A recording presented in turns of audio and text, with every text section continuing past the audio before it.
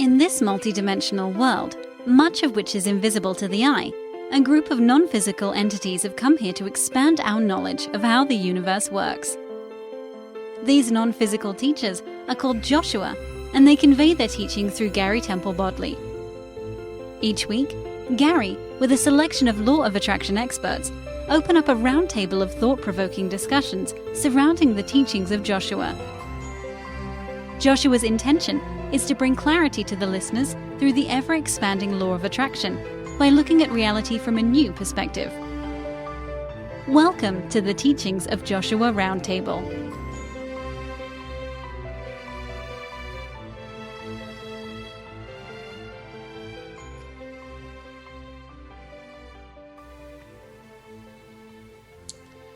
Hello everyone, this is episode 17 of the Teachings of Joshua Roundtable.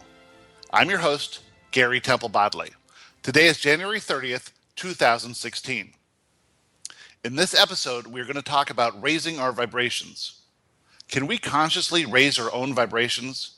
Are there things we can do to move our vibrational signal to a higher level? Today we talk about the practice of raising our own vibrations.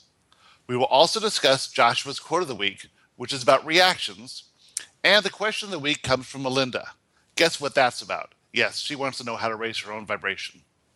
If you want to receive the question of the week and the quote of the week every Saturday, just go to theteachingsofjoshua.com and sign up for the free newsletter. On the roundtable today, we have Janine Kodakovich. Hi, Janine. Hi, Gary. And Michael Cudson. Hi, Michael. How are you doing, Gary? Great. And Steve Finizza. Hi, Steve. Hey, Gary. Good to be back. Good to have you back. I hope you had a great weekend last week. I did. We missed you. Thanks. And we talked about you behind your back. Did you hear us? My ears were burning. Good. Well, we used your question, and we had a good time, and a lot of people gave a lot of great feedback about it, and we had a lot of fun. Cool. And we liked your son a lot. And we liked Roman. Yeah, I heard that Steve 2.0 comment. Yeah. The higher, more advanced version of Steve. Yeah. That was classic. I loved it. The 2.0 version. Yep. Okay. And something only a younger person would have thought of. Right. Yep. Absolutely. All right, let's get things started like we always do by reading Joshua's quote of the week. This is actually a new quote that Deborah Jo put together last week, and it's really a cool one if you get to see it. But go ahead and talk about that one, Janine. Sure. If you were aware of the way your reaction shape your future reality, would you become masters of the art of reaction? Joshua. So this really is a big point of Joshua's teachings, is how you react is really involved with your guidance system and your judgment. So if something happens and you think it's a bad thing, you react in a negative way, that negative reaction reinforces your current reality. It's saying that something happened that I don't like. I'm viewing it from this limited perspective that I don't like it. I wish it didn't happen, and I'm not realizing the benefit in this event. And so what Joshua is saying is that before you react, think about what is happening, see it from the higher perspective, and see if you can change your mind about it and react in a different way. This is, sort of hard to do because we all get in the habit of, thinking things are happening to us or bad things are happening. And then you're just really changing your whole approach to life when you can see something you once considered negative in a positive light. What did you guys think when you read that quote? Well, I thought not only does it make a lot of sense, but it usually is the way things play out. In other words, you immediately react to something because we're so viscerally used to whatever our vibration, our reaction style is. But then when we can control that reaction, or in perspective, we may see it very differently. And I find that happens to me a lot in my life, where something that I may have initially viewed as being negative, with time and perspective, often turns out to be something that was necessary for my growth or necessary for where I needed to be next. Absolutely. And then when you look at it, going a lot more forward in life, you realize, it wasn't so bad. And it was all part of, it was all part of some plan or some sort of measured movement. And, I guess, what Josh was really teaching us is this was part of our plan, our plan to begin with. Right. We're part of the, so you have a desire and you have to change to be a match to that desire. There's nothing that you physically need to do except for go along with these manifestation events and allow them to change you. But if you react in a negative way, what you're saying is that I don't want the change, I don't see the message in this event, and I'm going to stay the way I am and resist the change.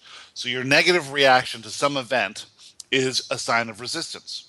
And if you can ease up on that resistance a bit, then you what you're really doing is you're vibrationally consciously maintaining a high vibration. You're not allowing an event to lower your vibration. That's right. All falls into what we're going to talk about today. That's right. As I said, there are things even going on currently in my life that if I wanted to stay focused on the very negative portion of it, it wouldn't get me to where I need to be. But when I stay focused on the fact that, if anything, this event, this manifestation event that I'm looking at as a negative event, if anything, this has done me, this is actually getting me to the next phase in my life and where I need to be, and it's actually a really good thing. Yeah. It just isn't the way you would normally frame, when we watch television, when we read a novel. It's not what we normally frame as in our own minds as the good event. Well, the thing is, you can only see a good event like right in the beginning, or a bad event. You're not looking at the longer view. So things that might have seemed good in the meantime could have turned out to be bad in the past. Imagine we bought a house one time that we ended up eventually losing, but the day that we had the contract signed and won the bid on the house, we were elated. But in reality, it would have been better had we never bought that house. But of course, one thing leads to another, and it all ended up leading to here too, so it was all right. But even your positive emotions too, certainly that's great to have the positive emotions, but you just don't know. Everything's a limited perspective, so why judge anything? Because you just really don't know. That's right. And it's funny, I was in court this week. We had a very interesting guardianship case, and these two nephew and niece were trying to become guardians for their elderly aunt, and the elderly aunt is extremely hostile towards them. Why? Because they brought the guardianship proceeding, but she really needs it. Oh, yeah. And she really is unable to take care of herself, and their hearts are in the right place. Mm-hmm. So I was what's called the court-appointed attorney for this elderly woman. And I had to represent her interests, and I had to express her interest in not having them as the guardian. So I did, I expressed it, but at the end of the day, I knew they were going to get appointed, and I wasn't terribly upset by it. So at the end of the day, they got appointed. I went up to them, shook their hands, and I said, congratulations, I think. Right. and I said, and then I said to them, be careful what you wish for. Sometimes you may get it. Right, exactly. Because now they're going to have their hands full with her. Yeah, but really, if you take a look at anything from a higher perspective, it makes everything in more how do you say it? Just a better perspective. It makes everything look a little bit easier or better and that's really what you're trying to do too, is when something seems to go wrong, you can soothe yourself saying, well, no, this is part of the plan. This is going to end up in a good way. I just can't see it now. And, and that feeling of relief that you get is sort of that feeling of coming back into alignment with your inner self and realizing that you're just not looking at it from the higher perspective, where your perspective is limited, so you just can't see the whole thing. Do you guys have any situations that you can think of when you reacted badly to something? 20 years ago, when we were buying our house or looking for a house, we had put what's it say?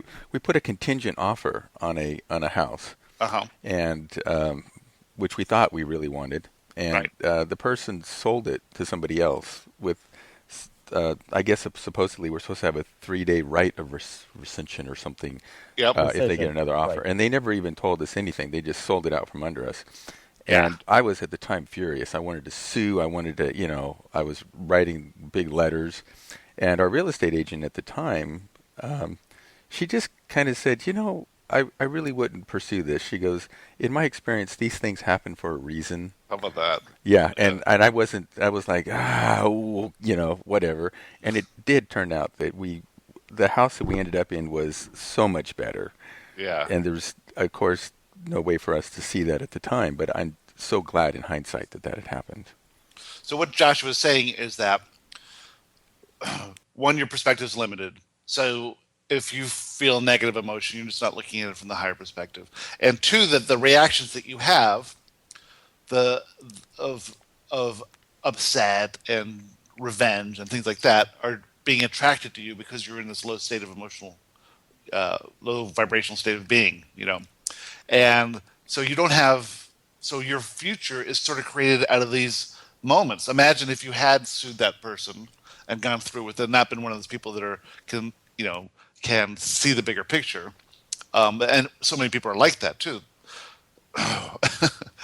We had a situation. Right. So we own a chain. We're a franchisor, and we have a chain of restaurants that have been in existence since 1978. There's 9 of them. But basically it was like a side business. And once Lily got interested in doing furniture, and I got interested in doing houses, and Joshua and all this stuff, we weren't really paying attention to that. They were all owned and operated by their owners, independent, and they just pay us royalties, right? But really, we have a role to play, and we weren't doing our role. So we said, let's hire this person who has been with the company for a long time, with one of the franchisees, and he's worked in different nature's ways for, 25 years or something. And so the store that he was at ended up, the lady retired, and he was needing a job, so we hired him. And our plan was to let him run it and bring everyone back in and help everyone and really earn the royalties that we're getting paid. So in doing so, there's one person who wasn't paying their royalties on time, and they got pretty late. And so I went to call her to make an appointment and see if we can work out a deal. Well, she immediately gets a lawyer, and we get in this legal battle. Now, I didn't really she's always been a problem with us from the very first day. And she was sort of a friend of the family, a friend of a friend, like a sister of a friend of the family. So we always gave her a lot of leeway, but she was really tough to deal with, and we didn't even like talking to her. So here we are trying to get this group of all these other people we love and we have fun with, and they're wonderful people, getting this group together, and I'm trying to get her involved in this as well. And she gets a lawyer, and so now we go to battle in court. So I hire this lawyer because it was referred by somebody, and he's literally the slowest person in the world. And he wasn't doing anything, and I wasn't really pursuing it. And he's really just, it was going on for like 5 or 6 months. So then we finally get to a mediation, and it was just, everyone has bad feelings, and we just hate being there. But we believe that we're owed this money, and that she has to do these certain things, and we take our position very strongly. And then I realized, after all this stuff, I said, you know what I really want is her out altogether. So she just changed the name of her store, kept operating it as she was. And I'm like, why do battle? Well, this is how I really wanted it to work out. Not having her there, where it's always awkward that she's there. Now that she's out, we have the core group of people. We can start building from there, and it's so much more fun. It's unbelievable. So at first I was like hard on my position, and then through this series of manifestation events, I finally came to realize that what I wanted after all was a happy, harmonious group of people, and she wasn't part of that, so we just let her out. So you just gave up and kind of So we relaxed. gave up, yeah. And right, and once I felt better after that, I realized that was the right choice all along. Yep. Right. And even to look back now and say, well, I was fighting to keep her in the group That is totally against everything that I really want. And now it seems weird, but at the time, I was trying to protect my interests. Right. And probably your interests were far better protected with her out, and this way you could go on and make money without her interfering or causing you problems. What I came to realize is that if I'm not providing value to these people for what they're paying, even if they have to pay it, right? I mean, there is nothing there that I have to do anything. But without providing value, it just builds resentment. By providing value and going above and beyond, they feel like they're getting their money's worth, and everyone's happy, and I feel good about it too. So, Gary, I think that was a perfect thing because, when you look at ways to raise your vibrational level, one of them they talk about is to be aware of the people around you, your acquaintances, your friends, even extended family. And by you doing that and removing, look at how harmonious the group can work together. So you want to relate and be with people that are resonating at a higher vibrational level. So I think that just worked out. That was a win-win, actually. Plus, I had to take responsibility for what I was putting out there too, and I wasn't putting out enough value that she would want to stay. Right. And if there's one person who says no, because for her to leave the company, she has to lose the name, and her purchasing power is diminished because she's not part of the group anymore. So everything she buys from the same contract from the same supplier is more expensive. So she really had to pay. What she would have been paying us, she's now paying in higher costs anyway. So for her to actually want to do that means that there was some issue there that I wasn't fulfilling, and I have to take responsibility for that. And of course, it could be a clash of personalities anyway too. But who doesn't like me, right? Yeah, really. Me, it's got to be them. I didn't want to say anything. Oh. All right, so let's read the question and go on, and we'll actually talk about what we're going to talk about. Michael, would you like to read Melinda's question? I will. Dear Joshua, how can I best come to experience and master the practice of creating my reality by intention? Working alone on this work, I find that I drift back to my normal worldly view readily and forget to watch how I am using my mind. How can I stay focused on this work of changing my beliefs and raising my vibration? Thank you. Thanks and regards, Melinda Tidwell. So this is a question that, we all have, because here we are, we sort of know how this works, yet we're so into the illusion, and we have so many habits, and we get caught back into real world. So let's read what Joshua says. Steve, do you want to read for Joshua? Sure thing. Dear Melinda, what a wonderful question.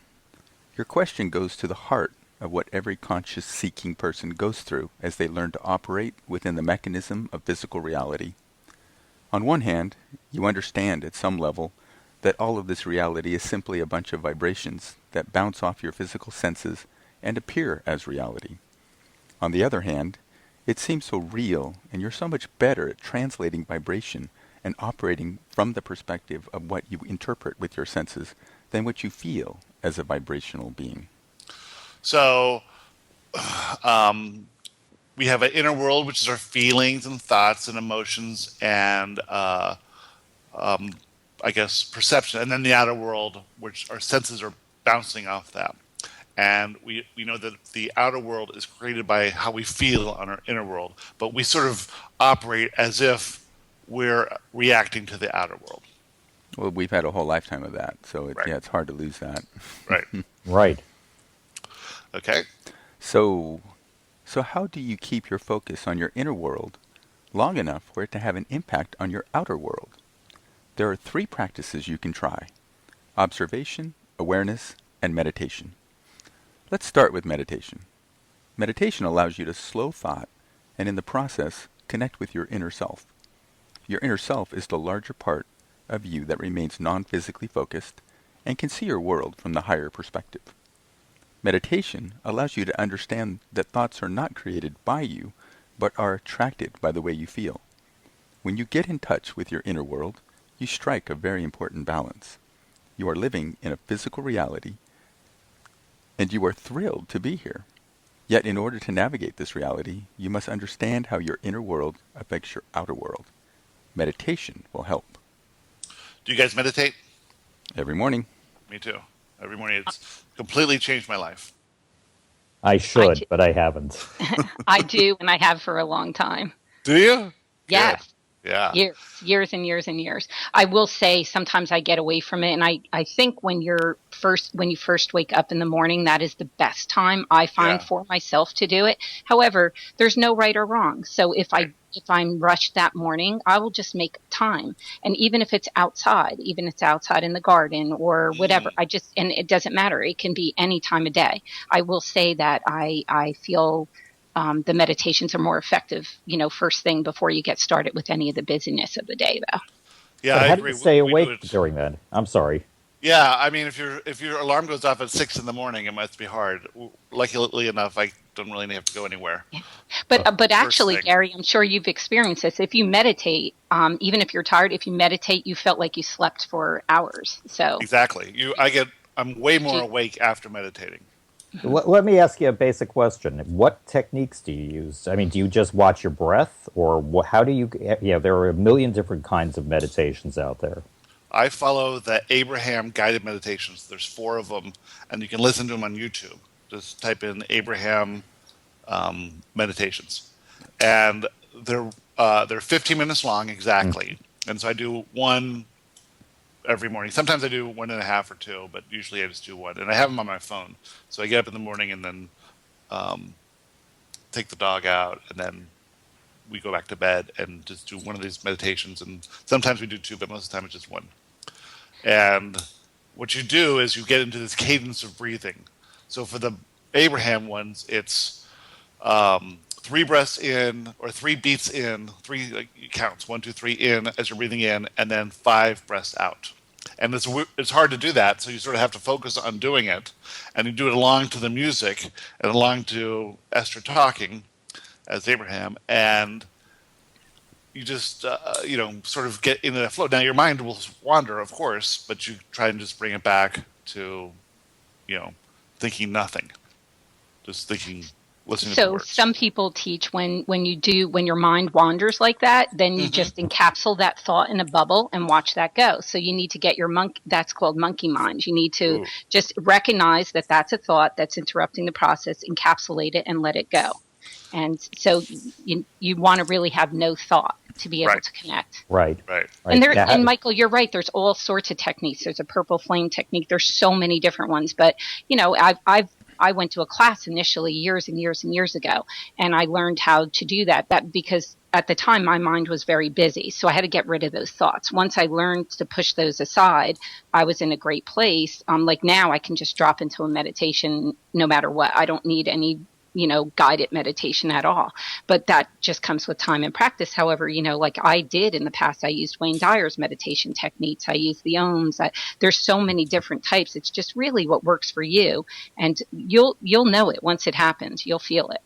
Because sometimes when I've tried meditating, and I'm sure a lot of our listeners feel the same way, either my mind is exceptionally noisy, and I'll forget, and I won't even realize that my mind's gone off into la la land, or I physically go off into la la land.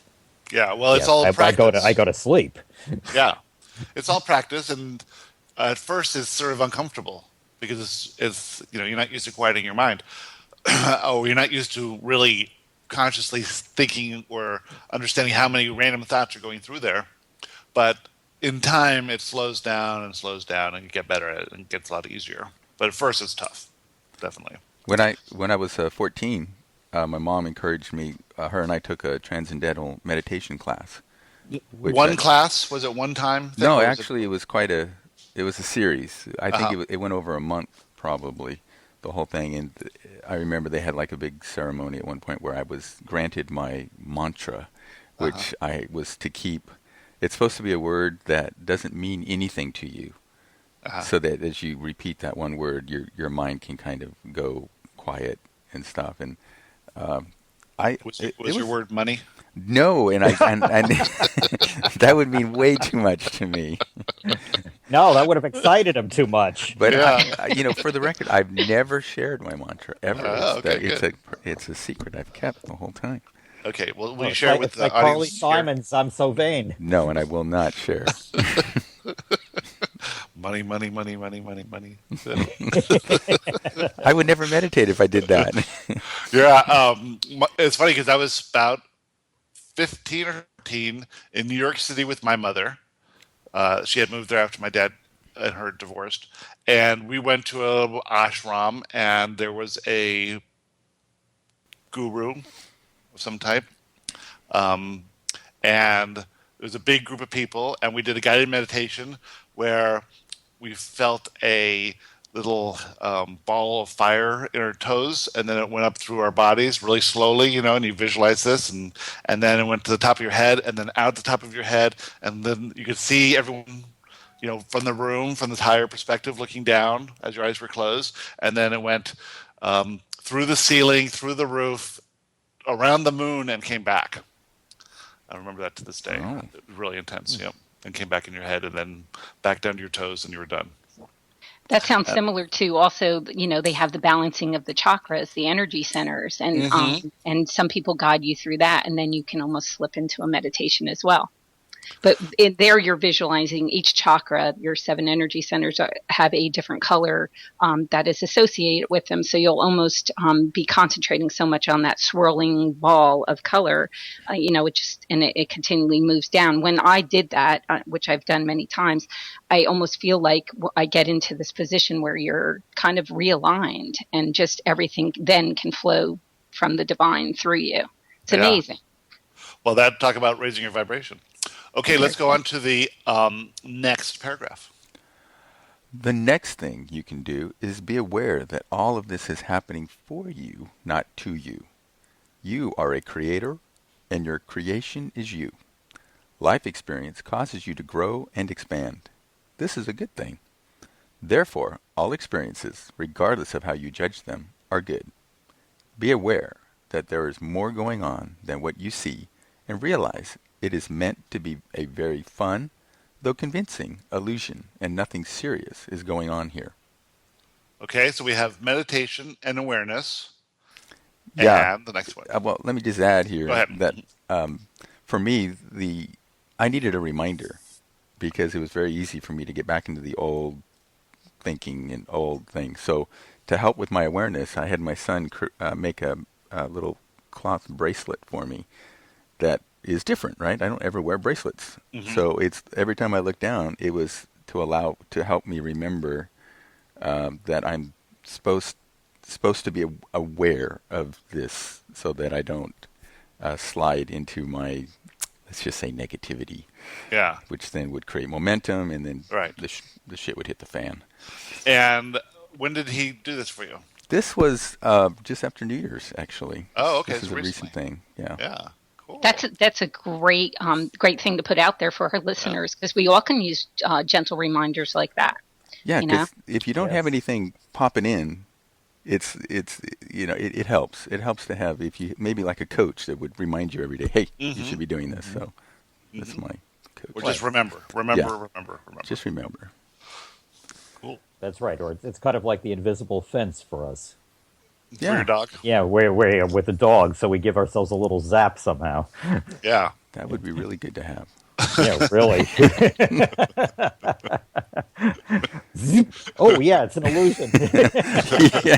Ow! That's $1 million idea, Michael. Yeah, it'd be a great business startup. Yeah. A good app. You might be onto something there, Michael. Yeah. There we go. If your phone could read your thoughts and then beep every time you're going the wrong way. Yeah. Okay. Next paragraph. Lastly, observe. Avoid your habit of reaction and just see what's really going on. Resist your temptation to judge. When something happens, realize there is a purpose. Pay attention to your feelings and emotions, for they will alert you whenever you are seeing things in a way that may not serve you. If you feel negative emotion, realize that there's some fear at the basis of a limiting belief. If you can stop in the moment and think about what you're feeling, you'll begin to approach life in a radically new way. Remember, it's all supposed to be fun. You are here to expand joyously. There is no point in expansion if there's no joy. Strive to feel good, and your vibration will naturally rise, and you'll begin to attract thoughts that resonate at that higher vibration. There is no rush. This is a process, and it is important to enjoy the process because it never ends. You are loved more than you can imagine. Joshua. There's a couple things there, but this is a process, and it's a never-ending process, which is interesting too, because you're never going to get it done. Yes, so you might as well get used to it. Yeah, get used to the process. It's all supposed to be fun. So imagine so you could say that expansion, even if it wasn't joyous, was a good thing because you're getting to another level. But if you never get done, then there's no reason of expanding through hardship. You might as well expand through joy.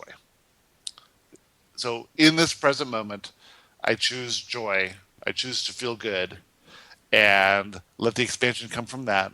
And there's no reason to react negatively because you're just making it harder and resisting more. So that was a pretty cool question. And what was interesting this week is Janine was reading a book.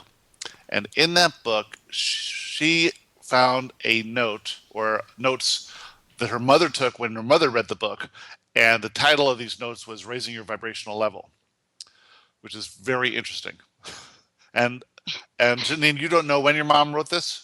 I don't. I'm going to see her tomorrow, so I'm going to check in with her because I don't know. I believe it was taken from a book, and because she does attend, occasional seminars and workshops. But she's been on her spiritual path for journeys. Her spiritual journey for a long time. Sorry about that. So I have no idea, how long ago she wrote this. Quite honestly, I think if she could read a book, just get it last week and pass it along to me, or it could be months ago. So. I'm not quite sure when she wrote it, but I will find out. It was really interesting though. And, sometimes I just learn so much more about her and her awareness when I come across her notes or she shares them with me. And certainly we discuss things at times too. That's cool. Yeah. All right, let's read a couple of them and see if we think these things do raise your vibrational level. And first of all, raising your vibrational level. So it's a super simple concept. The concept is that at higher vibrational levels, we are get into this vibrational range of thoughts that resonate at that higher level. Same as low levels. If you're vibrating at a lower level, you attract thoughts that resonate with those low vibrations. So, like love is a high vibration, fear is a low vibration, joy is a high vibration, anger is a low vibration, so on and so forth. The reason you want to get to a high vibration is that you attract ideas and thoughts that resonate up there.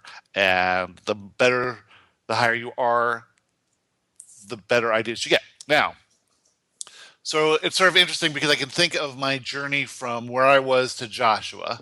And it came from a place of sort of giving up.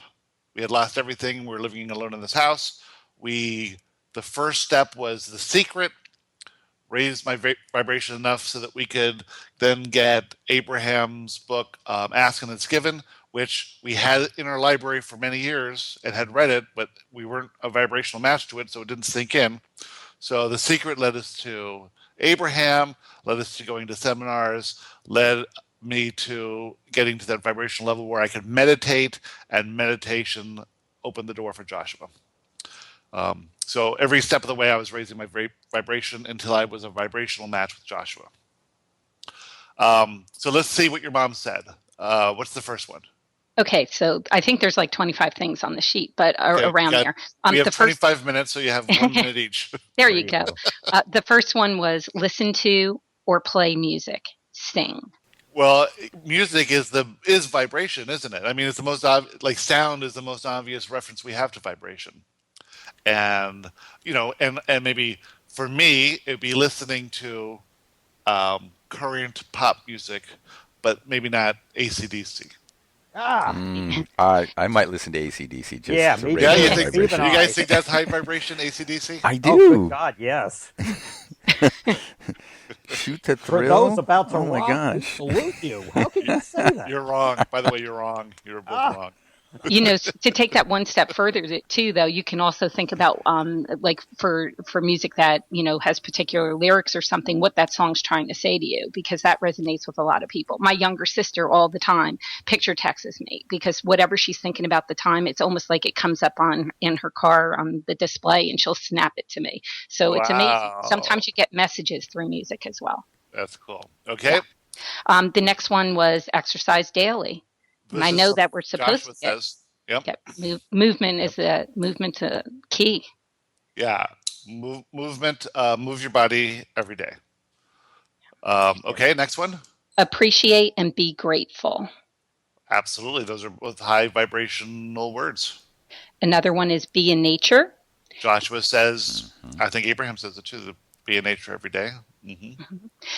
Be in, near, and drink water. And that is another thing Joshua says all the time, is drink more water than you think you can. I pretty much am about only drinking water right now. I'm just doing this just since the new year, and it feels great. And there's a lot of benefits of it, too. Does wine count? And no, it doesn't count. What about coffee? Coffee. But you know what? I do have herbal teas, too. But for myself, I've been putting aside, like, the juices and the sodas, whether they be diet or regular. I'm just trying to drink more water, and I just think it has a lot of benefits. So what's higher vibration, Diet Coke or water? Right? Go with the water. Easy. Yeah. Okay, next one. Okay. The next one is spend 15 minutes in the sun. Look at it with your eyes closed. Which was hard to do last week. I know. No, it wasn't. It was a piece of Not cake. for you. Oh, you're East Coast. I forgot. Yeah. Hey, but it does feel great. I do that sometimes. I mean, before I read her note, sometimes I just go out in my backyard, which is our sanctuary in this house, and I'll just sit there and just close my eyes and look up. It's almost like I have a grateful feeling in my heart when I do it, but then the sun warms me. It just feels good. Try it. For anyone that didn't try it, try it. You never know. I walk every day. And, out there. Yeah. And we do have snow, for the record. We have mountains that are an hour and a half away that surround us. You've got it all, don't you? We have the beach, we get the snow. God. Wow, so lucky. I walk to the train station. Does that count? Yeah, that counts. Unless you're like, I can't believe I have to walk to the train station in the snow. You know what? I like my walk in the train station. I really do. And then I get to Grand Central and I walk to the Empire State Building. And Grand Central's awesome. Empire State Building is awesome. New York City's awesome. And do you listen to your AC/DC on your headphones while you're walking? You know what? I often listen to podcasts of various sorts. Yeah. That's smart. Michael, when I worked in the city, I commuted through by bus to the Port Authority, and sometimes I would take the crosstown bus, or sometimes I'd hike it up to 50th and 5th. But let me tell you, the only part that I didn't like about the slow and the slush in the city was standing on the bus stops, and then a bus would go by, and you're like, it would just spray up at you. Oh, yeah. Oh, the memories. Or the wind in New York City in the winter. Oh, my God. Never been colder. But you stay fit in New York because you're constantly walking. Yeah. That you do. And I actually like walking instead of taking the subways as much as possible. Yeah. Okay. Well, plus, even when you take subways, you got to go up and downstairs. That's true. Okay. Next one. Next one. Write with your right hand and then left hand. I've never done that. I'm left-handed, by the way. Well, that has to do with how are you. So a lot of creative people are left-handed. That has to do with, I don't pretend to be any expert on that, but that has to do with if you're left brain, right brain, that type of thing too. Yeah. So next is breathe consciously. I do this a lot. I stop myself and realize that I'm a shallow breather, and I'll sit there and think about my breath. I think that's a good one. I've heard that's like the life force or something. Yeah, I think there's the prana. A lot to it. The prana, or they were related to the ki or chi. But I also there are times when I do consciously. I'm also a shallow breather, Gary.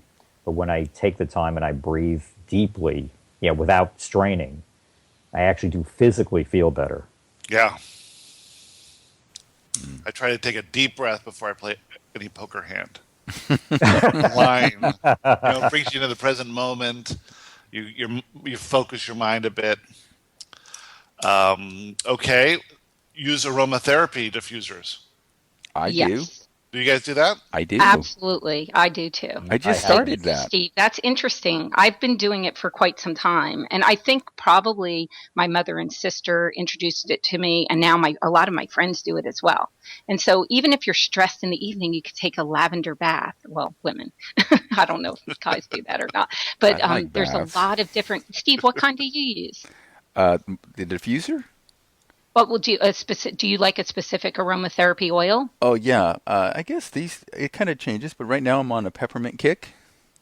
So peppermint promotes like clarity and alertness. So if you're ever if you have to go into a meeting or something, you need to feel. That's why people pop a peppermint or peppermint gum. It almost like revitalizes you. So you would want to use lavender in the evening, peppermint during the daytime, like when you need to be on your game.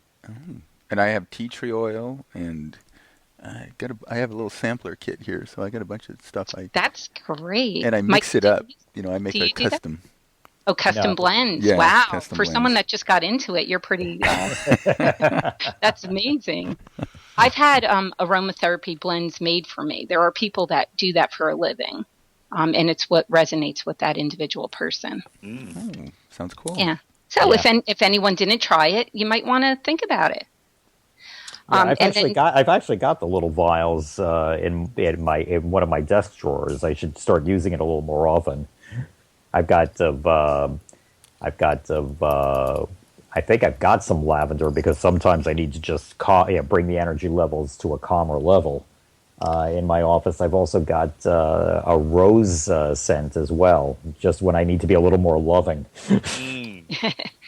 I remember when my younger sister was getting married, she was just like, just a thought before she had a church ceremony walking down the aisle.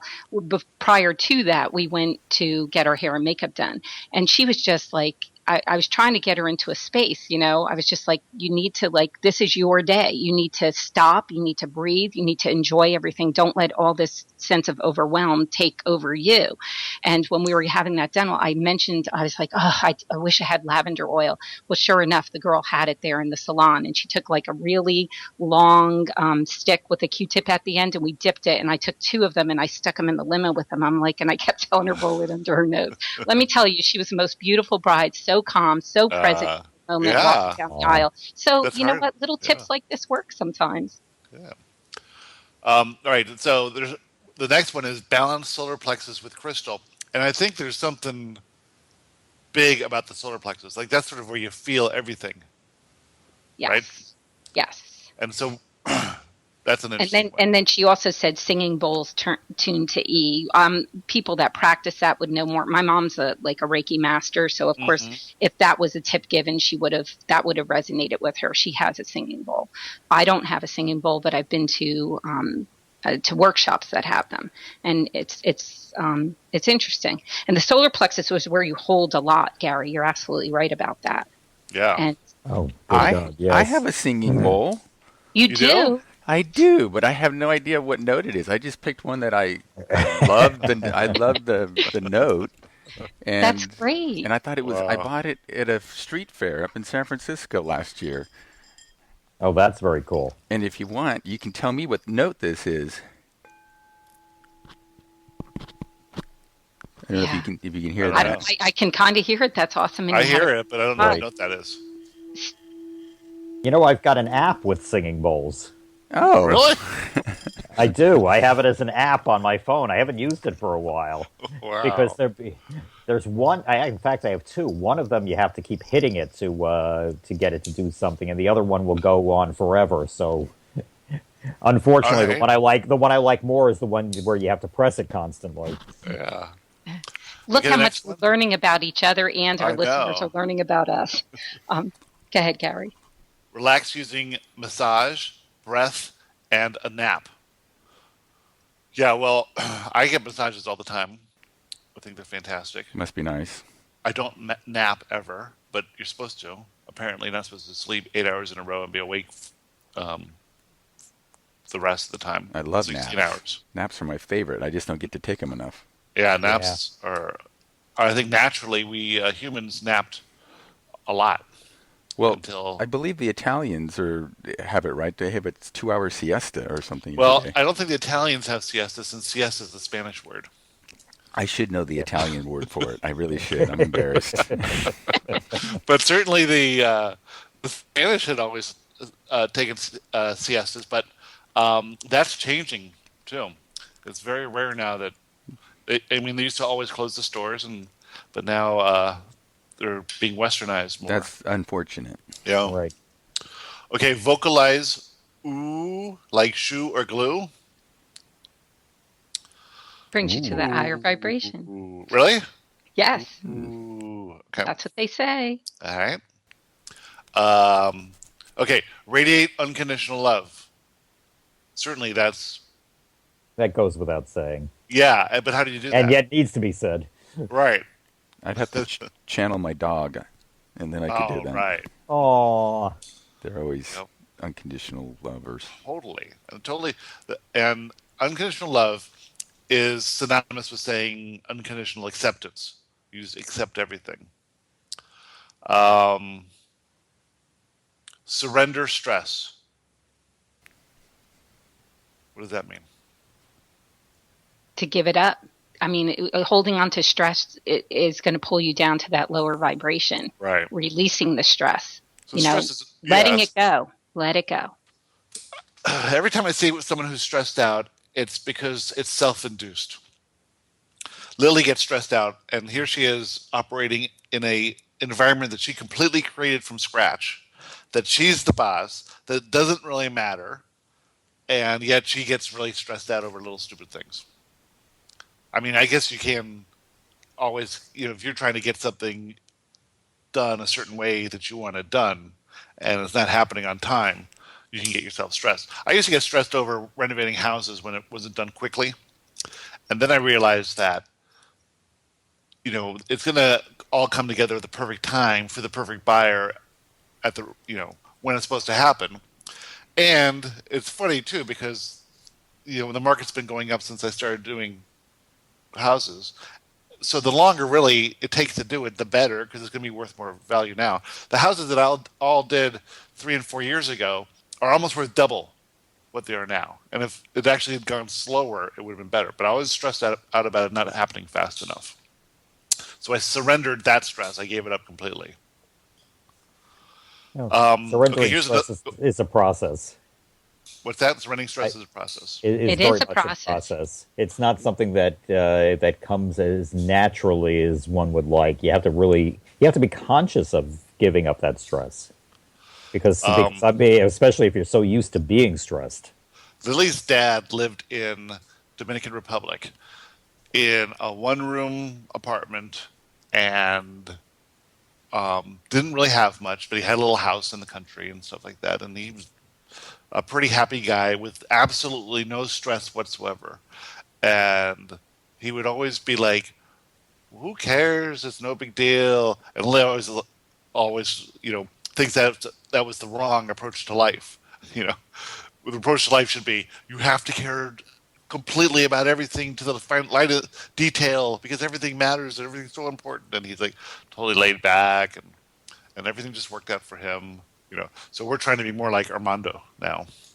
I have people that are concerned that I don't keep up on the news. It's like, how could you possibly do that? You need to be aware of what's going on in the world. Steve, that is so great, and that should be the middle of this list. Do not watch the news. Absolutely. Yeah. I haven't watched the news. I used to be an avid news watcher and reader for 5 or 6 years now, and I've never missed anything at all. Right, all the big stuff. You hear it. You hear about it. Right. You just don't focus in on the details of it. Yep. I've never been in a situation where someone's going, what? You don't know what this is? Because everything I'm interested I know about. And I'm not going to bring up conversations, be in situations where people talking about things I'm not interested in. That's how the law of attraction works. But yeah, give up looking at the news, because you're never going to feel good. Now when I see the news sometimes by accident, because I watch everything on DVR, but once in a while I'm clicking forward through the commercials, and I'll catch when they're trying to talk about a local story, and I can't get the clicker fast enough to fast forward it. They'll talk about it, and you go, man, they're just ramping up the negativity of these little things that have nothing to do with me. And you can just see how people get caught up in that drama.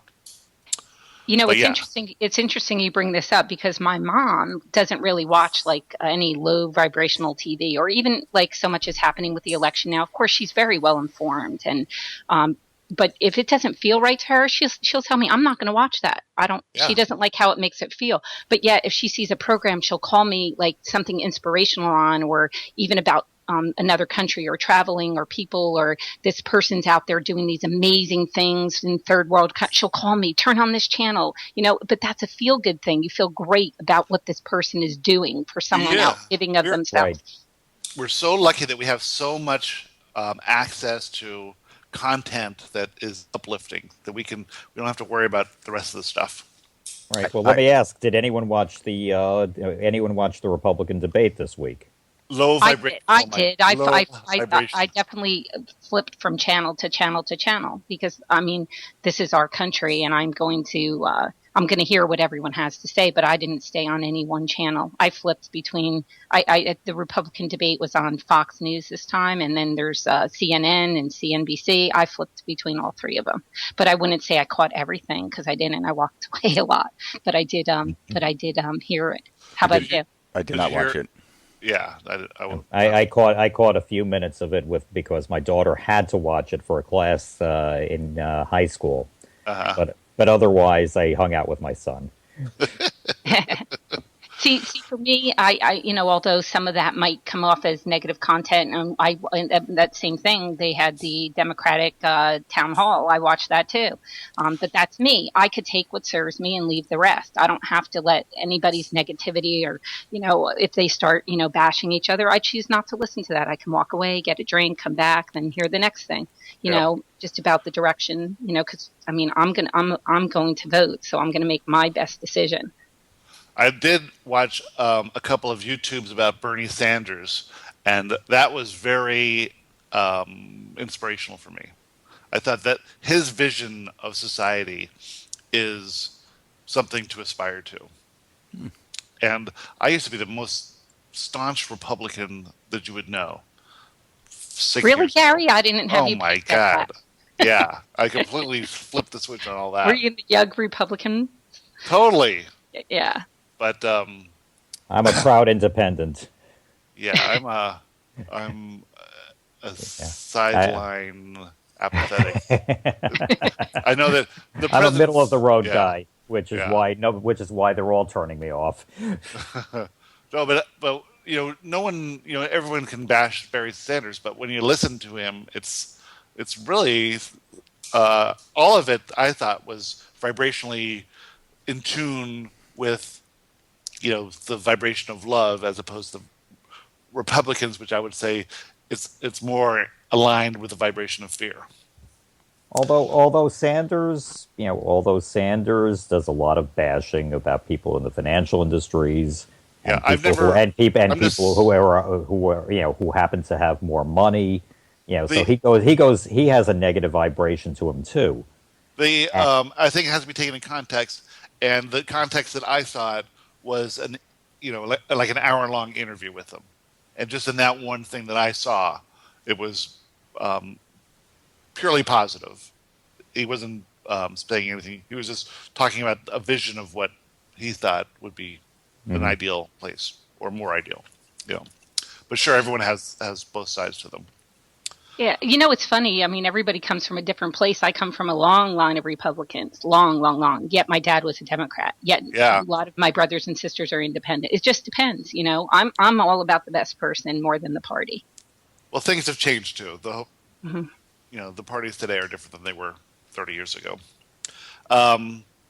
Okay, we're running out of time. Steve, what's our time limit here? It looks like we get about 4 minutes. Okay. So what other things do you guys think are high vibrational things to do? Stop watching the news.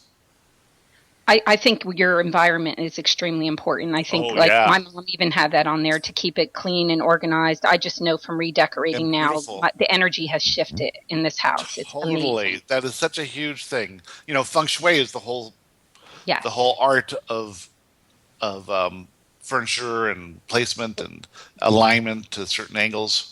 Mm-hmm. Yep. I practice the fundamentals of feng shui and the Bagua map. Yeah, absolutely. And so I think, and also too, another important thing on the list is eating natural foods, some organic foods, getting enough sleep. I mean, that's so many of us don't do that. And we touched earlier about, meditation. If you can't get that amount of sleep too, taking a quick nap or doing a meditation in the middle of the day. I mean, try it. It feels amazing. Yeah, I'm definitely going to try that. I would say reading a couple pages of a Joshua book. Yeah. And also I get the monthly Abraham CD that I've been doing for years, and I look forward to that, and that I typically will listen to that on my way to work, which kind of sets me a good tone for the day. Me too. That's a great suggestion, Steve. Yeah, I love reading the Joshua books too. I agree with you, Steve. But one thing that I think we can't ignore also is laughter. Oh yeah, laughter. Oh. Absolutely. Comedy clubs. Can I bring up another thing? I was told I was told this a long time ago about raising your vibrational level, to practice random acts of kindness and expect absolutely nothing in return. Mm-hmm. And it feels great. It really does. I recently got a gift from my girlfriend. It was just for no reason other than happy every day kind of thing. And it came out of nowhere. I mean, it was amazing. So I'm like, I'm going to borrow that happy every day. You can pay someone's toll, or you can go through a drive-through and, at Starbucks or wherever and pay for the person behind you. Yeah, that's fun. It's a great thing to do. Mm-hmm. And then also if you practice like compassion and forgiveness, that will also raise your vibrational level. And the best thing you can do to raise your vibration is keep listening to this show. You're right, Gary. Over and over again.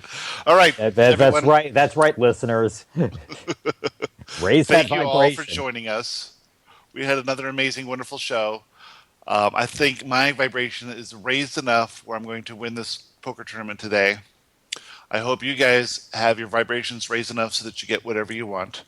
And we will be back here next week talking about another wonderful topic. If anyone has an idea for what topic they want to talk about, just go to theteachingsofjoshua.com and click on the Contact Us and send us a message. Or ask Joshua your question anytime. I'd love answering them. I get to do 2 or 3 or sometimes 4 every day. A bunch come in, and I just sort of take the random ones or the ones that sort of pique my interest. And then I place them on the website, most of them, some of them. So that gets updated once in a while too. So there's always new questions on the website. So have a wonderful weekend, and we will see you back here again next week. Goodbye, everyone. Okay. Bye-bye. Bye, Gary. Bye, Janine, Steve. Bye. Have a beautiful week, everyone. Bye-bye now. Thanks for listening to the Teachings of Joshua Roundtable with Gary Temple Bodley. We will be back next week with another fun discussion. If you would like to ask Joshua a question or read more of Joshua's teachings, please visit us at theteachingsofjoshua.com. See you next week.